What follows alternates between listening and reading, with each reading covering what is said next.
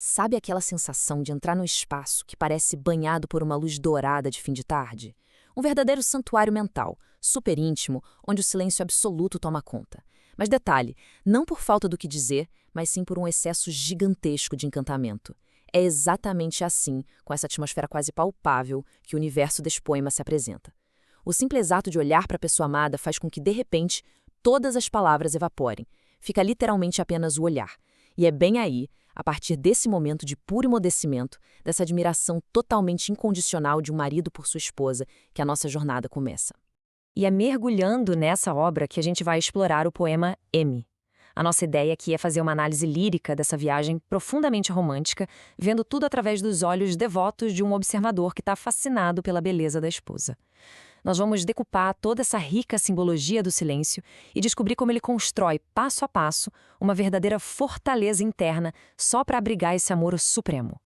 Então, vamos direto para a primeira parte, a contemplação da beleza, os primeiros olhares. Tudo começa pela observação física, no momento exato em que esse silêncio se instala. Dá uma olhada na própria estrutura completa do poema. A disposição dos versos, das estrofes, os espaços em branco e as pausas, tudo isso lembra muito a arquitetura de uma fortaleza, né? Um santuário que foi construído em total silêncio, bloco por bloco. Antes mesmo da gente ler a primeira palavra, a própria forma geométrica já convida ao recolhimento. É como um castelo pronto para ser desconstruído e analisado pela gente, estrofe por estrofe. Mas afinal, o que dispara esse silêncio tão profundo? A obra revela atributos muito específicos que despertam essa admiração toda: a beleza, a graciosidade, a fofura e o amor da esposa. E notem que não é uma constatação fria ou distante, longe disso. É uma leitura super calorosa e terna. O ponto-chave aqui é que a soma de todas essas características cria uma espécie de sobrecarga sensorial e emocional na mente de quem observa. A beleza externa dela, somada ao amor interno, é uma coisa tão imensa que a única resposta possível do corpo e da mente é perder as palavras. O silêncio nasce puramente do respeito extremo. O que nos leva para a segunda parte. O santuário do silêncio, a fortaleza interna. Deixando um pouco de lado a observação física do mundo real, a gente entra agora no mundo puramente interno e metafórico. O texto fala sobre um santuário. E para a gente entender o peso real dessa palavra aqui, imagina só uma imensa biblioteca antiga, talvez até um pouquinho abandonada, mas com janelas enormes cobertas por lindas glicínias pendentes. A luz que entra ali é aquela luz dourada, suave, tocada pela graça da presença da esposa. Esse santuário é um espaço divino de devoção pura, criado literalmente dentro da mente de quem a admira. E os muros que protegem essa biblioteca imaginária, eles são feitos da matéria mais resistente e impenetrável do universo desse poema, o silêncio absoluto. A gente percebe aqui um contraste claríssimo e super importante. De um lado você tem o mundo exterior, aquele mundo físico, barulhento, ordinário que a gente conhece bem. O texto diz explicitamente que esse exterior não deve ser ferido. Do outro lado, existe o interior, a devoção silenciosa que precisa ser guardada em segurança. É um lugar onde se precisa caminhar pisando em ovos, com extremo cuidado. Essa lentidão e essa reverência são absolutamente vitais para que o ruído e o caos de fora não contaminem a pureza da adoração que acontece do lado de dentro. Olha a força surreal dessa frase. O lugar onde ela mora em mim é precioso, puro, divino. Isso joga uma luz incrível sobre a suprema delicadeza da esposa. Ela é retratada ali como algo tão, mas tão frágil e especial que a própria mente do marido precisou passar por uma espécie de purificação, se transformando num vaso sagrado único e exclusivamente para ser digna de abrigar a imagem dela. É literalmente levar a pessoa amada a um patamar quase etéreo. Avançando, chegamos na seção 3, as pedras flutuantes âmbar, uma morada mística. Porque, pensa bem, se a mente é esse santuário divino, gigantesco e intocável, onde exatamente, dentro de toda essa imensidão, essa beleza reside? Entramos de vez num território mágico. O próprio poema faz essa pausa dramática e levanta a grande questão: onde ela habita? Se o santuário passa a pertencer ao eu lírico a partir do segundo em que ele a vê, em qual lugar específico repousa a essência dessa mulher dentro do pensamento dele? E a resposta é visualmente espetacular. Ela a habita nas pedras flutuantes da cor âmbar. Essa imagem é muito poderosa. Pensa comigo.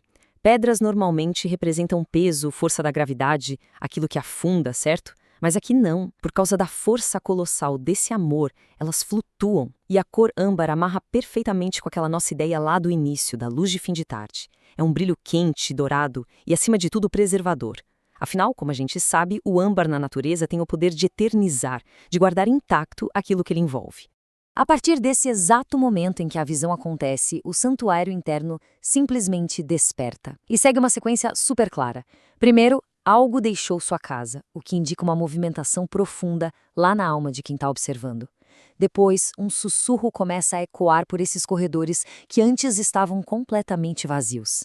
Em seguida, vem aquele impacto, a percepção extasiada de que ela existe, que para ele é um verdadeiro milagre. E por fim, esse lugar bendito tem que florescer. Não pode ter um pingo de desordem. O ambiente mental é limpo, organizado e preparado para que essa devoção finalmente germine. Tudo isso nos guia para a seção 4, a eternização do instante, abrindo as portas do tempo. A gente chega agora no clímax da narrativa. É um momento em que toda aquela devoção quietinha e imóvel acumulou tanta energia interna que, bum! Ela simplesmente rompe as barreiras do mundo comum. A frase é curta, mas gigante. Abro as portas do tempo. Com essa única linha, a gente entende que o falante transcende o relógio. O amor que ele sente é tão fora do comum que a cronologia perde o sentido. O poema descreve um movimento feito sem pisar no chão, sem fazer barulho. A admiração eleva tanto o espírito que as leis da gravidade e do tempo deixam de existir. E aí rola uma mudança drástica de cenário. Repara só, até agora o silêncio era um escudo, uma proteção super cautelosa, quase estática. Mas de repente esse silêncio que eu guardava no lado acaba se transformando num ermo e tumulto. A contenção explode. Aquele ambiente que era tão plácido, tão controladinho, dá lugar a uma natureza totalmente selvagem e passional. O amor estava tão contido que acaba gerando um verdadeiro terremoto emocional, invisível para quem está de fora, mas absolutamente devastador para quem está sentindo do lado de dentro.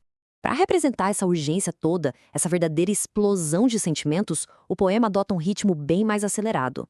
É quase como se você pudesse ouvir um coração batendo forte no peito, sabe? A tensão vai subindo e surge a pergunta: tem nome esse instante? E a resposta vem de forma cortante e muito afirmativa. Um sonoro tem, carregado de pontos de exclamação mesmo. É uma constatação apaixonada, intensa, que bate de frente com aquela linguagem sussurrada e cuidadosa das primeiras estrofes. O sentimento inegável simplesmente não pode mais ser contido ou ignorado.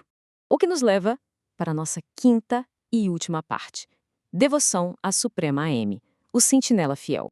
Depois que a tempestade dessa revelação passa, o nosso observador se consagra como um guardião absoluto, um sentinela da imagem da esposa. E para manter a pureza desse santuário inviolável, regras severas precisam ser impostas à própria mente. Pensa numa disciplina mental pesada. As preces ali dentro devem ser as mais baixas, mais íntimas, para não quebrar a aura de segredo sagrado. Toda e qualquer ideia sobre ela tem que ser enfaixada de véus e flores. É terminantemente proibido que qualquer fragmento de cisco ou sujeira do mundo de fora entre ali. E para mim o detalhe mais tocante, não é permitida qualquer sombra que não seja sua. Ou seja, ela tem domínio absoluto sobre cada cantinho desse espaço. Toda essa dinâmica de proteção culmina nos atos finais de extrema dedicação. Guarda tua mente e desvia tua mão. Não são sugestões, são ordens imperativas que o falante dá para si mesmo. É o ápice da proteção silenciosa. Uma recusa ativa, uma teimosia linda de não deixar que as banalidades do mundo real sujem ou profanem o altar interno que ele ergueu com tanto suor e amor. É uma dedicação tão surreal que exige dele uma vigilância implacável e inabalável dos próprios pensamentos e atitudes. E então, o bater do coração acelera novamente. Pela última vez, o poema traz de volta aquele seu grande questionamento rítmico, preparando a gente para o grande desfecho da obra. Tem nome esse instante? Mais uma vez vem a confirmação absoluta, uma prova inegável de que tudo que foi sentido e descrito ali não é só um delírio romântico ou um sentimento vago, passageiro. É algo com um propósito vital e uma identidade muitíssimo bem definida. E finalmente o nome desse instante, o foco principal de toda essa arquitetura mental maluca, de todo esse silêncio, das pedras flutuantes e das portas do tempo, é revelado: Devoção à Suprema Princesa M. Quando ele usa as palavras suprema e princesa, ele sela de vez a elevação dessa esposa à realeza, a uma figura quase divinizada aos olhos do marido que adora tanto. É literalmente o fechamento perfeito para a criação desse santuário inquebrável. O que deixa todos nós com uma pulga atrás da orelha depois de absorver uma obra tão singular como essa. Pensa bem, se a gente sempre viu o silêncio apenas como a ausência de som, como é possível que, como a gente viu nesse poema, ele seja, na verdade, a forma mais alta, mais poderosa e mais retumbante de se demonstrar amor por bem? É uma devoção que não precisa gritar para o mundo lá fora ouvir, porque ela já cria um universo inteiro, vibrante, caótico e completamente indestrutível apenas no silêncio de um olhar. Um abraço invisível, sem som algum, mas que perdura pela eternidade.